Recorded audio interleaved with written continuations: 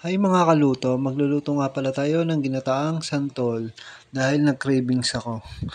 Yun nga pala yung mga ingredients para maano nyo. First time ko magluto nyo pero solid yan. Napakasarap. Halagang 120, 150. Napakarami na. Ayan ang mga ricado. Ano, solid yan. Tamang balat lang. Practice lang ng balat. Di ako marunong balat yan eh. Hindi ako magbalat yan. Nag-cravings lang ako. Parang gusto ko kumain ng ano, um, santol. Ginataang santol. Tamang balat lang. Yung ano pala binabarang ko sa ano, asin na may tubig yan. Um, Tatanggalin natin yung buto. Kasi, ano natin yan, gagadyarin natin.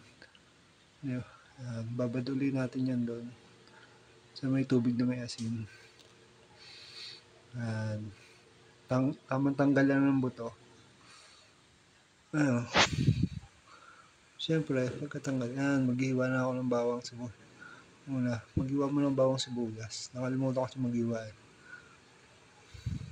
Tamang hiwa lang. Mga kaibigan, yan na po. Hiwa lang. Nag-cravings lang. Galing pa nga ako yan sa basket. Kakauwi ko ng galing trabaho. Diretso luto ka agad. Yan.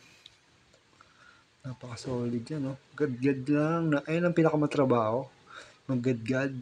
Napalaban lang sa gadgaran eh. Dami, oh. First time ko magluto niyan.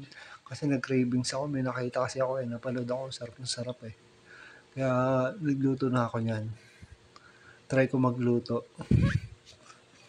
Tamang gadgad lang. Kailangan kasi pino yung ano niya. Para solid yung ano. Yung pagkasantol niya. Halagang 150 lang oh. Napakaraming ulam nga. Solid na. Tipid ano lang. Tipid na ulam. Tipid ulamin tapos ano pa. Napakasarap pa. Halagang 150 lang. Tamang gadgad lang. Napakarami yung ginadgad eh.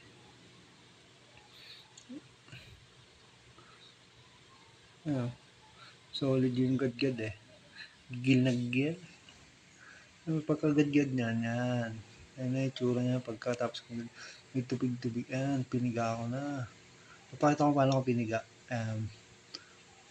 Linaramas ko muna sa asin yan. Lagyan ko asin. Para matanggal yung pakla ng ano niya. Yung santol. Matanggal yung pakla ng santol niya. Piga-piga lang. Tamang piga lang. Siyempre, bago ako nagganyan-ganyan, nagugas uli ako ng kamay ko para kapag kain naman namin yan. Lagi ako malinis sa sarili. Lalo na sa mga pagkain. Tamang linisin natin maigi yung mga pagkain natin. Mahirap na magkasakit. Tamang piga lang. Sinala ko pa yan. Para walang tapon. Walang sayang. Grabe. Pipigain ko ulit yan. Pagkapiga, lilipat ulit yan sa pampampiga. Solid na akong piga eh. Para nagda-dumbbell lang eh. Pag pumipiga eh. Isip ko dumbbell yung pipigain ko talaga eh. Yan na, itsura niya. Pagkatapos mapiga. Ayan naman ingredients pag lutuin na. Yan na, tamang luto na tayo. Siyempre, ano natin yung baboy. Hintayin natin masunog. Yan. Pag medyo alam mo yung luto na, binawasan ko pala mantika, hindi ko na pinakita. Para ayan, bawang. Gigisa na natin yung bawang yan. Sibuyas, pagluto na yung baboy. Para solid yung lasa naman natin. Sinantol lang, ginatang santol yan. Nalagyan ko na ng patis, tsaka paminta yan. Ayan, gata. Yung pangalawang piga pa nilagay ko. Tapos yung tinapa-flex, nilagay ko na rin. Nilagdagan ko ulit paminta.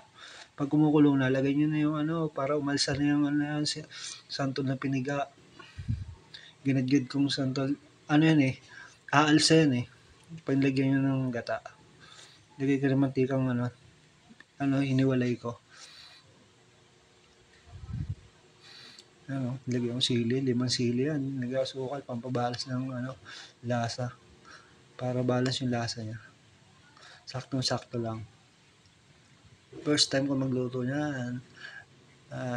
Nakulangan ako, tinikman ko kasi kulang sa anghang. Yan, lagyan ko sili uli. Na sili grabe. Ayun yung purong gata ang lagay ko. Ayun magpapasarap yan lalo. Yung purong gata. Yan, lagyan natin. Hintayin natin maigayan. Pagkaiga, yan ang itsura niyan. Pag nagmamantika na siya, yan solid, nagmamantika.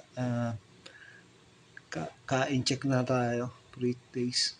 Nagprito ng isda. Bagay na bagay sa gulay natin. First bite, napaka-solid, napakasarap Kahit unleres kaso bawal ako kumain marami, matutulog pa ako, galing pa akong trabaho niyan. Second bite, 12:00 na pala yan.